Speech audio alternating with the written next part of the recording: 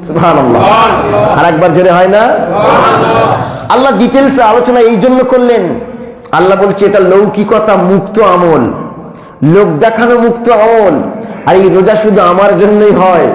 এই জন্য আমি আল্লাহ এই রোজা সম্পর্কে গুরুত্ব সহকারে কোরআন আল কারীমের ভিতরে সূরা বাকারার 182 নম্বর আয়াত থেকে শুরু করে একটি স্বতন্ত্র রুকু পুরো রোজা সম্পর্কে ডিটেইলস আলোচনা করেছেন। সুবহানাল্লাহ বলেন। পুরো একটি রুকু রোজা সম্পর্কে আল্লাহ আলোচনা করেছেন, কিন্তু নামাজ সম্পর্কে, হজ সম্পর্কে, যাকাত সম্পর্কে, ঈমান সম্পর্কে এইভাবে ডিটেইলসে আল্লাহ আলোচনা করেন নাই। তাহলে বুঝতে হবে যেটা নিশ্চয়ই অত্যন্ত গুরুত্বপূর্ণ বিষয়, তাই না?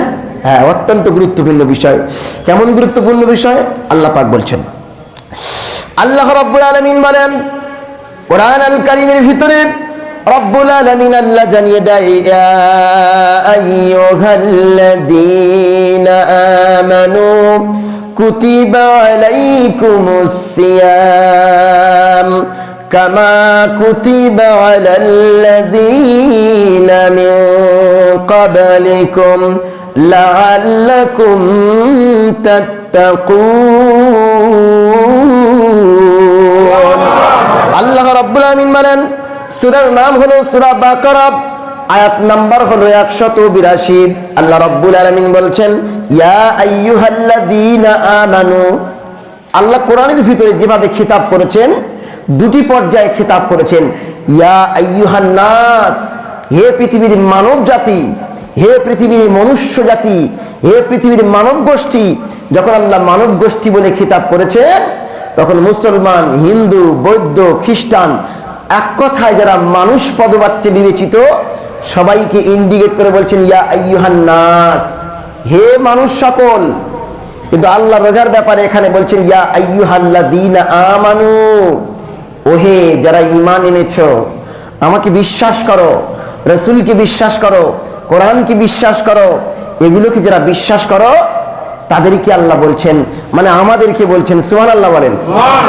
আল্লাহ আমাদেরকেই বলছেন, ইয়া আইয়ুহাল্লাযীনা আমানু, ওহে যারা ঈমান আনয়ন করেছো, বিশ্বাসী হয়েছো, আমি আল্লাহ আমাকে এক বলে বিশ্বাস করো।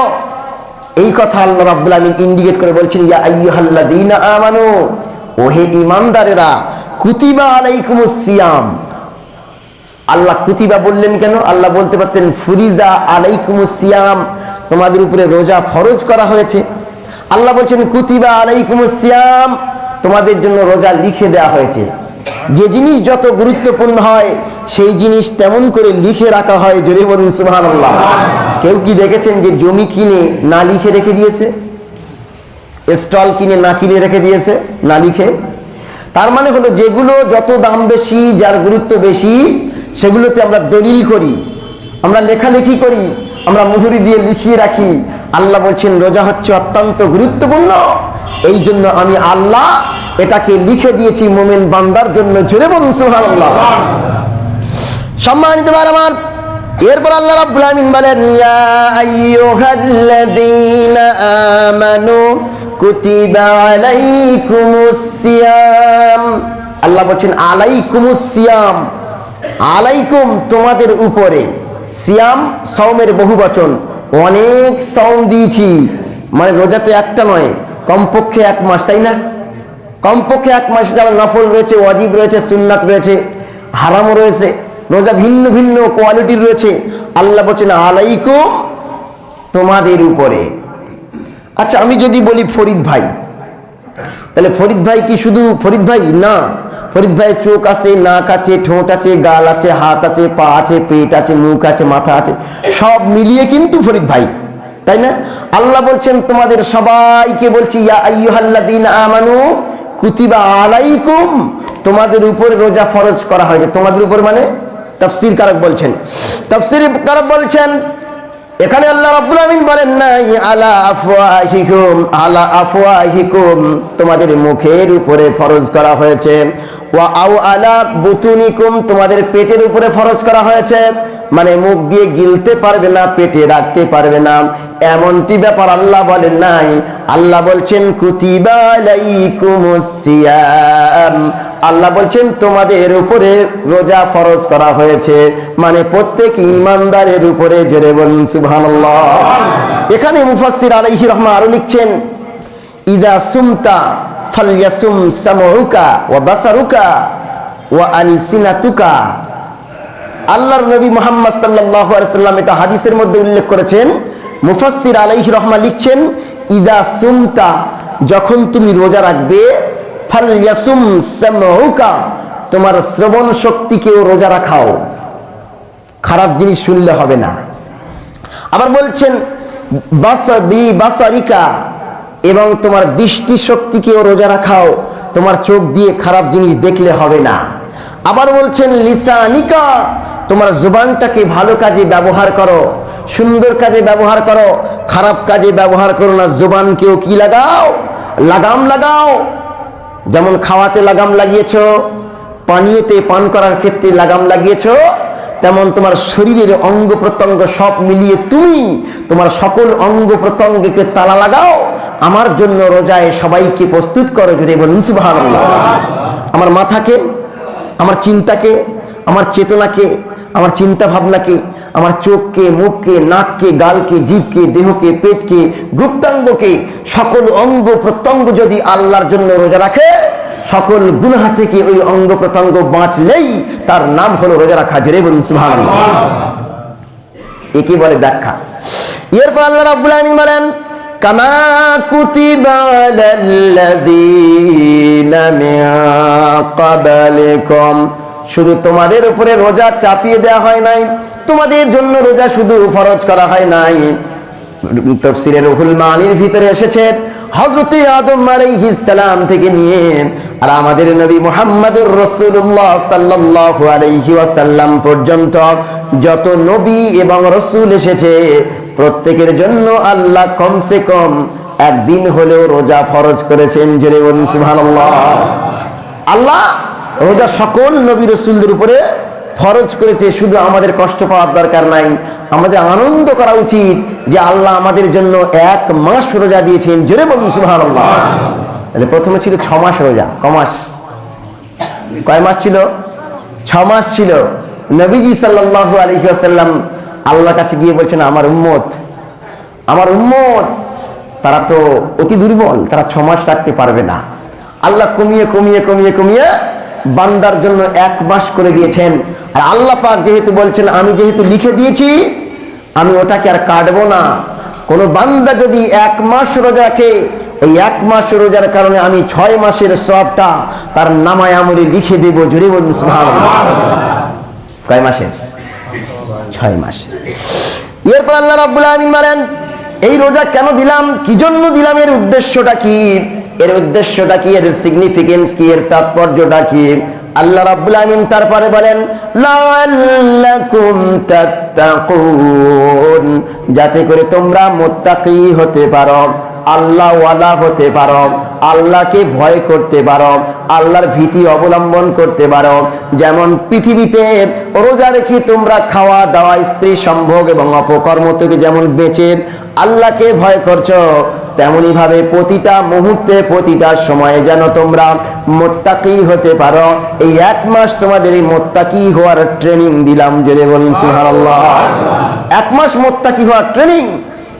এখান থেকে তুমি যেমন আত্মসংযম করছো, পিপাসা থেকে বাঁচার জন্য, খাওয়া থেকে বাঁচার জন্য আল্লাহর কাছে কি করছো, আল্লাহ আমি রোজা রেখেছি, আমি খেতে পারছি না, আমি তাকওয়া করছি, তো তেমনি ভাবে আল্লাহ বলছেন 1 মাস তোমাকে আমি তাকওয়া অর্জন করার জন্য প্র্যাকটিসিং করাচ্ছি, যাতে করে তুমি 11 মাসও তাকওয়া অবলম্বন করতে পারো। যদি বলুন সুবহানাল্লাহ। এরপর আল্লাহ রাব্বুল আমিন বলেন ওই যে আয়াতটা, ওই যে রুকুটা আল্লাহ ডিটেইলসে আলোচনা করেছেন রোজা সম্পর্কে, সেখান থেকে আমি শুরু করেছি, প্রথমতে শুরু করলাম। এরপর আল্লাহ রাব্বুল আমিন বলছেন আইয়ামাম মাদুদাত, নির্দিষ্ট সময়, যে সময় আল্লাহ নামাজ ফরজ করে, রোজা ফরজ করেছে সেইগুলো। রমজান মাসটা কোন মাস? রমজান মাস। পুরো 1 মাস নির্দিষ্ট সময় না, এই নির্দিষ্ট সময়কে আল্লাহ রোজা ফরজ বানিয়েছেন। এই নির্দিষ্ট সময়গুলিতে রোজা রাখতে হবে।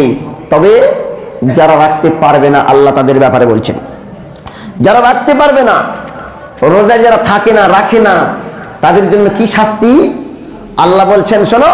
প্রথম নম্বরে আল্লাহ বলছেন মুমিনদেরকে আমি রোজা দিয়েছি, যারা রোজা রাখবে না তারা যেন মুমিন বলে দাবি না করে। কি বললাম? আল্লাহ এখানে আইয়ুহান নাস বলেন না যে হে মানুষ সকল তোমরা রোজা রাখো, রোজা ফরজ করা হয়েছে। আল্লাহ এখানে ঈমানদারদের কি বলছেন?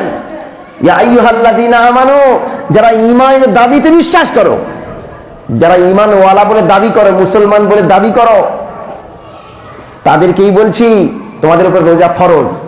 যদি তোমরা রোজা না রাখো তবে আল্লাহ যেন ইঙ্গিত দিয়ে বলছেন তোমরা যেন মুসলমান বলে দাবি করো না, মুমিন বলে দাবি করো না, ঈমানদার বলে দাবি করো না। আল্লাহ কোরআনের উল্টো অর্থ ধরলে এটাই দাঁড়ায় যে তোমরা যেন মুমিন বলে দাবি করো না। সম্মানিত ভাইরা আমার, রোজাকে আল্লাহ রাব্বুল আমিন ফরজ করলেন। এই ফরজ রোজা যারা রাখবে না তাদের ভয়াবহ পরিণতি আছে। তাদের সম্পর্কে আল্লাহর নবী মুহাম্মদুর রাসূলুল্লাহ সাল্লাল্লাহু আলাইহি ওয়াসাল্লাম প্রথম নম্বর পয়েন্টে বলছেন, হে পৃথিবীর মানব মণ্ডলী শোনো শোনো, আমি রব্বুল আলামিন আল্লাহর রাসূল বলছি, রোজা রাখার ব্যাপারে ভয়াবহ শাস্তির প্রথম নম্বর হলো নবীজি সাল্লাল্লাহু আলাইহি ওয়াসাল্লাম ঘুমাচ্ছিলেন। কি করছিলেন? তিনি ঘুমাচ্ছিলেন। হঠাৎ করে তিনি ঘুমের মধ্যে যখন ছিলেন, দুইজন ব্যক্তি এসে জাগালেন, মানে স্বপ্ন দেখছেন উনি, জাগালেন, জাগিয়ে আমার দুটো বাহু ধরলেন। কি ধরলেন? আমার দুটো বাহু ধরলেন। নবীজি বলছেন আমার দুটো বাহু ধরলেন, ধরে হাঁটিয়ে হাঁটিয়ে পাহাড়ের দিকে নিয়ে গেলেন। পাহাড়ের দিকে যখন নিয়ে গেলেন, নিয়ে গিয়ে বলছেন আপনি উঠুন, পাহাড়ে উঠুন। নবীজি বলছেন আমি পাহাড়ে উঠতে পারবো না, আমি সক্ষম নই। তখন দুই ফারিস্তা বলছে যে আমরা আপনাকে হেল্প করব, সাহায্য করব, সহজ করে দেব। বলার পরে দুজনে হাত ধরে মুহাম্মদ সাল্লাল্লাহু আলাইহি ওয়াসাল্লামকে একটি পাহাড়ের উপরে তুললেন। পাহাড়ের উপরে যখন তিনি উঠলেন, তিনি একটা আত্মচিৎকার শুনতে পেলেন, তিনি একটা আর্তনাদ শুনতে পেলেন, গম্ভীর আওয়াজ শুনতে পেলেন, দুঃখের কষ্টের আওয়াজ শুনতে পেলেন। শোনার পরে বলছেন ও ফেরেশতারা এটা কিসের আওয়াজ? তখন ফেরেশতা দুজন বললেন এগুলো জাহান্নামীদের আত্মচিৎকার, জাহান্নামীদের আত্মচিৎকার। এরপরে নবীজি সাল্লাল্লাহু আলাইহি ওয়াসাল্লাম বলেন, হাদিসের পরে টুকরা হলো, নবীজি বলেন আমাকে আস্তে আস্তে আস্তে আস্তে পাহাড়ের উপরের দিকে তুললো, অন্য সাইডের দিকে যখন নিয়ে গেল, আমি তখন দেখতে পেলাম কিছু মানুষকে পায়ের ভিতরে বেড়ি লাগিয়ে উল্টো ভাবে টাঙিয়ে রাখা হয়েছে। কিভাবে? গরু যখন জবাই করা হয়ে যায়, হওয়ার পরে যখন তার পা গুলোকে কিসে টাঙানো হয়? দড়িতে টাঙানো হয় না, তার ভিতর থেকে ঢুকিয়ে দিয়ে দড়িটা ভালো করে টাঙিয়ে রাখা হয়। নবীজি সাল্লাল্লাহু আলাইহি ওয়াসাল্লামের কথা যেন এমন যে দুজন, মানে সেই ব্যক্তিকে উল্টো ভাবে টাঙিয়ে রাখা হয়েছে। টাঙিয়ে রাখার পরে সে চিৎকার করছে, আর তার গা থেকে রক্ত বেরোচ্ছে।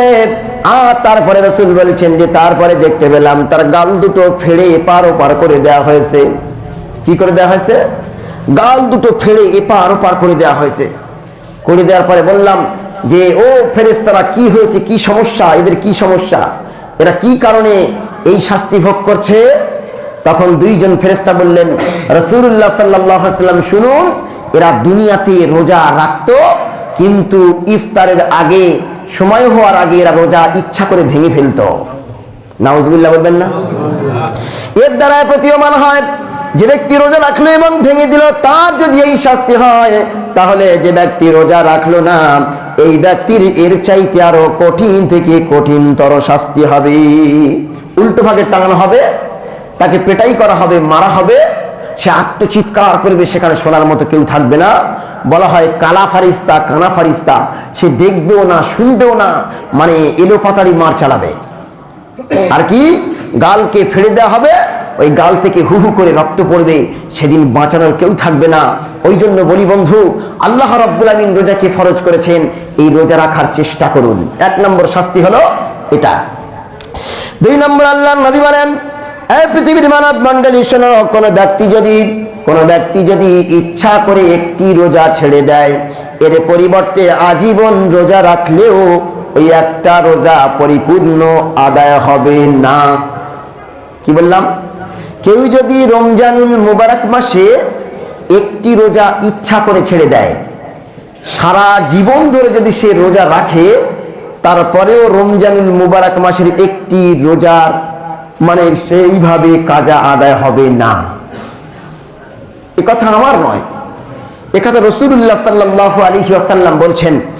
নবীজি সাল্লাল্লাহু আলাইহি ওয়াসাল্লাম বলেন, মান আফতারা ইয়াওমান মিন রমাদান, কোন ব্যক্তি যদি রমজান মাসে একদিন খায়, রোজা না রাখে, আল্লাহর নবী বলেন মিন গায়রি রুখসাতিন, যেখানে তার ছাড় দেওয়া হয় নাই, যে সম্পর্কে তাকে ছেড়ে দেওয়া হয় নাই, সেটা বাদ দিয়ে যদি সে কোনোদিন ইচ্ছা করে রোজা ভেঙে দেয়, ওয়ালা মারাদিন ওয়ালাম ইয়াকদি আনহু সাওমুদ দাহরি কুল্লি, আল্লাহর নবী বলেন, আল্লাহর হাবিব বলেন, সফর ছাড়া, অসুস্থ ব্যক্তি ছাড়া, যে ব্যাপারে তাকে ছাড় দেওয়া হয় নাই, এটা বাদ দিয়ে যদি কেউ ইচ্ছা করে একটি রোজা ছেড়ে দেয়, আল্লাহর নবী বলেন লাম ইয়াকদি আনহু সাওমুদ দাহার, তার সারা জীবন রোজা রাখলে সেই রোজাটা পরিপূর্ণ হবে না, সেই রোজাটা পরিপূর্ণ হবে না। ওয়া ইন সামাহু, যদি সে সারা জীবন রোজা রাখে, সারা জীবন রোজা রাখলে রোজা আদায় হবে না। এক নম্বর হলো যে কোনো ব্যক্তি একটা রোজা ছেড়ে দিলে সারা জীবন যদি সে রোজা রাখে, তারপরে রোজা আদায় হবে না। এরপরে 3 নম্বরে আল্লাহর নবী বলেন, আল্লাহর হাবিব বলেন, একটি রোজা ভেঙে ফেলার কারণে নগদ শাস্তি হলো 60 দিন লাগাতার রোজা রাখতে হবে। কদিন? 60 দিন রোজা রাখতে হবে লাগাতার। আগে হাদিসটা জেনে নিই। আল্লাহর নবী বলেন, আল্লাহর হাবিব বলেন, আন আবি হুরায়রা রাদিয়াল্লাহু তাআলা আনহু আন্না রাজুলান আফতারা ফি রমাদান, একজন ব্যক্তি রমজান মাসে রোজা রাখলো না, ইফতার করলো মানে খেলো, ফি জামানিন নবী সাল্লাল্লাহু আলাইহি ওয়াসাল্লাম, নবীজি সাল্লাল্লাহু আলাইহি ওয়াসাল্লামের সময়ে, ফাআমারাহু রাসূলুল্লাহ সাল্লাল্লাহু আলাইহি ওয়াসাল্লাম, তাকে রাসূল সাল্লাল্লাহু আলাইহি ওয়াসাল্লাম হুকুম দিলেন, ইউকাফিরু বি ইতকি রাকাবাতিন, তুমি একটা গোলাম আজাদ করো, একটা গোলাম আজাদ করো। একটা গোলাম আজাদ করা সে যুগে খুবই কঠিন হতো, খুবই কঠিন হতো। অনেক টাকা পয়সা এটা ওটা সেটা দিয়ে একজন গোলামকে তাকে স্বাধীন বানাতে হতো, আজাদ করতে হতো। আল্লাহর নবী বলছেন, তুমি রোজা রাখুনি, যাও একজনকে গোলাম আজাদ করো, সারা জীবন খেটে যা ইনকাম করবে সেই টাকা দিয়ে গোলাম আজাদ করতে হবে।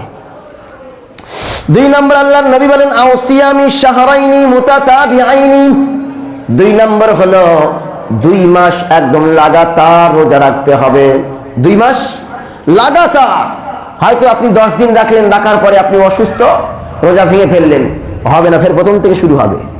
আপনি 59 দিন রোজা রেখেছেন, 59 দিন লাগাতার রোজা রেখেছেন, 60 দিনের মাথায় আপনি অসুস্থ হয়ে পড়লেন, তারপরে ফের প্রথম থেকে শুরু করতে হবে। কথা বোঝাতে পারলাম? মুতাতাবিআইন শব্দ আল্লাহ যুক্ত করেছেন, মানে রেগুলারলি করতে হবে, এটাকে চলতে হবে, এটাকে মুতাতাবিআইন পরস্পর চলতে হবে, মাঝখানে গ্যাপ দিলে হবে না, পুরো 60টা রোজা লাগাতার করতে হবে। এটা হচ্ছে নগদ শাস্তি। কি শাস্তি? নগদ শাস্তি, দুনিয়ায় বেঁচে থাকা অবস্থার শাস্তি। 3 নম্বর আল্লাহর নবী বলেন, যদি তুমি 1 মাস 2 মাস যদি লাগাতার রোজা রাখতে না পারো, আল্লাহর নবী আরো ছাড় দিয়ে বলছেন, আও ইতামি সিত্তিনা মিসকিনান, তাহলে 60 জন গরিব মানুষকে খাওয়াতে হবে 2 বেলা। 60 জন গরিব মানুষকে 2 বেলা খাওয়াতে হবে। তাহলে 60 জন গরিব মানুষকে মানে 2 বেলা খাওয়ালে 6 দোকানে 12,000 টাকা। ক'1000 টাকা? 12,000 টাকা।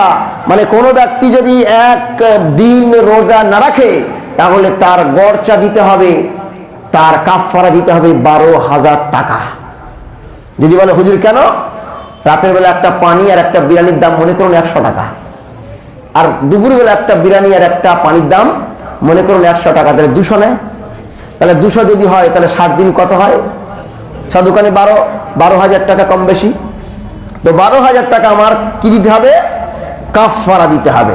এরপরে আমি 2টো কথা বললাম, আপনারা হয়তো ভাবতে পারেন যে হুজুর 2 রকম কথা বললেন, একটা রোজা ছেড়ে দিলে সারা জীবন ধরে রোজা রাখলে সেটা পরিপূর্ণ হবে না। আবার তিনি বলছেন যে 60 দিন রোজা রাখতে হবে, তারপরে আদায় হবে মুতাতাবিআইন। ব্যাপারটা কি? ব্যাপারটা হলো এরকম, মনে করুন কেউ ঈদের সময় অসুস্থ ছিল, কি ছিল? ঈদের সময় অসুস্থ ছিল, সবাই আনন্দ করে নিয়েছে ঈদের দিনে, কিন্তু সে ছেলেটা আনন্দ করতে পারেনি। ঈদের পরের দিন গিয়ে ও ঈদ করছে, 60 দিন ধরে একা একা ঈদ করছে, আনন্দ করছে। ওর কি সেই ঈদের আনন্দটা পাবে? আরে কথা কয় না যে ঈদের আনন্দটা পাবে না।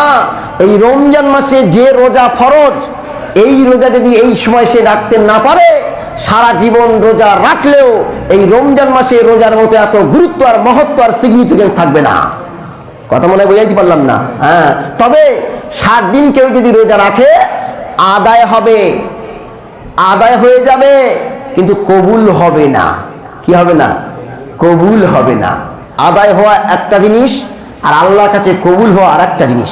এইবার আসুন সম্মানিত ভাইরা আমার, তাহলে আমরা বুঝতে পারলাম কোন বান্দা যদি রোজা না রাখে তাহলে উল্টো করে ঝোলানো হবে, মারা হবে, গালগুলো ফেলে ফেলা হবে, রক্ত বার হবে। 2 নম্বর হলো সারা জীবন রোজা রাখলেও এটা আদায় করা সম্ভব, মানে কবুল করানো সম্ভব হবে না। 3 নম্বর হলো 60 দিন কমপক্ষে একটা গোলাম আজাদ করতে হবে, অথবা 60 দিন লাগাতার রোজা রাখতে হবে, অথবা 60টা মিসকিনকে 2 বেলা খাবার দিতে হবে, তবে আপনার আদায় হবে। কবুলের ব্যাপারটা আলাদা। কিন্তু আমরা তো রোজা রাখি না, আমরা তো রাখি না। লাল কাপড়টা নিয়ে ভিতরে ঢুকে কায়দা করে সাবাল করে দিলাম, যা আছে কপালে হয়ে যাক, আল্লাহ দেখতে পাচ্ছে না। ও গ্রামের লোক না দেখলে হবে। কোথায় গিয়েছে? বললো দিল্লিতে গিয়েছি।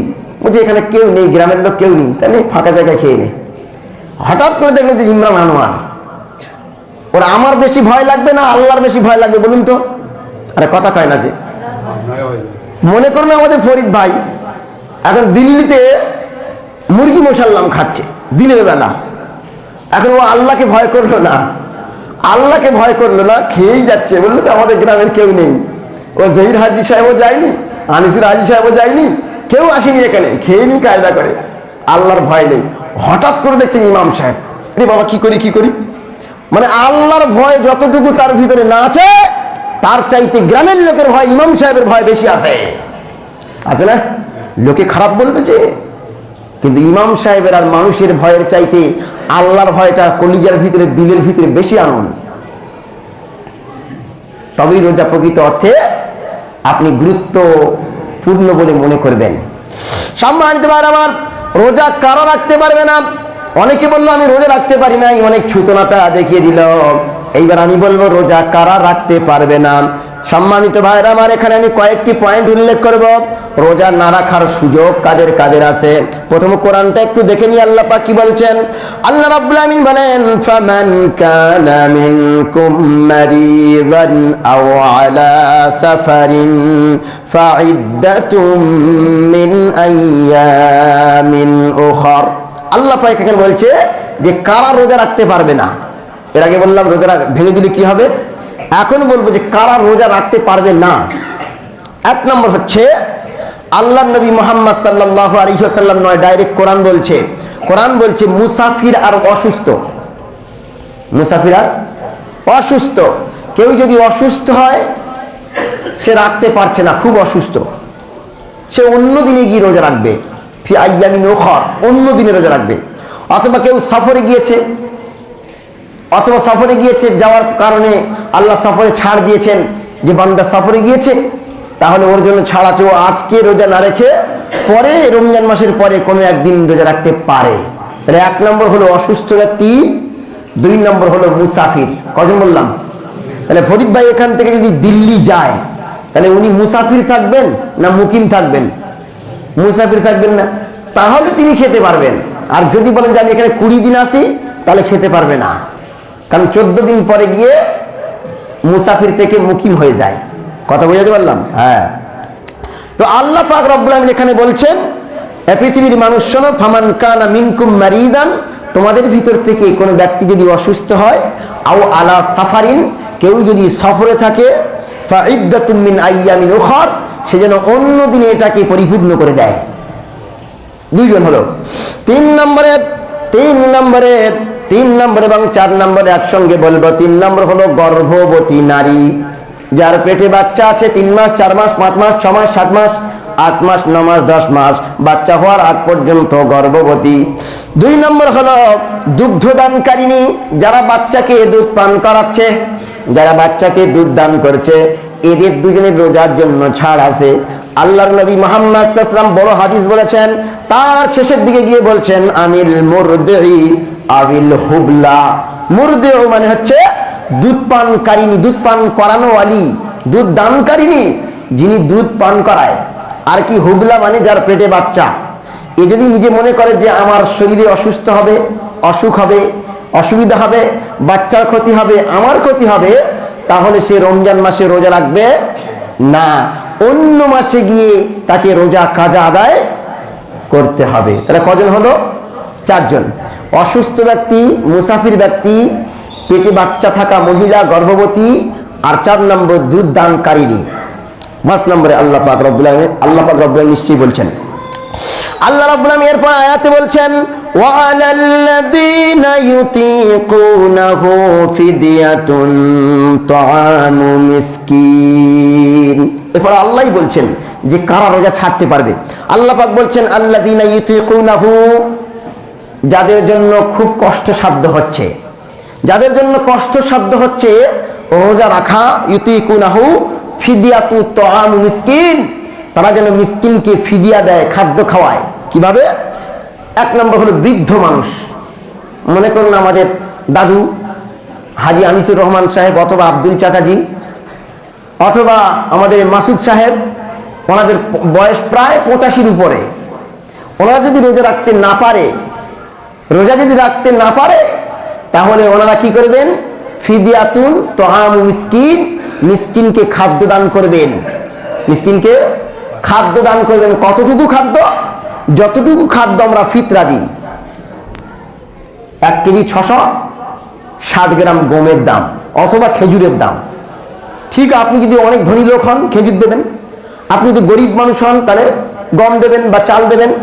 1 কেজি 660 গ্রাম যেমন ফিতরা দেয়, এটা আপনি প্রতি রোজার জন্য ফিদিয়া দিতে হবে, প্রত্যেক রোজার জন্য। মানে 30 দিন যদি হয় তাহলে 30টা ফিতরা আপনাকে দিতে হবে। কথা বুঝতে পারলাম? কেউ খুব হার্ড ওয়ার্ক করে, মনে করুন লোহার কারখানায় কাজ করে, এত কঠিন কাজ, সেখানে কাজ করে, তার জন্য আল্লাহ হয়তো রোজা ছাড় দিতে পারেন, সে ফিদিয়া দিতে পারে, কিন্তু এ ব্যাপারে আমার ফতোয়া নেই। তবে কঠিন হলেও সে অন্য দিনে যেন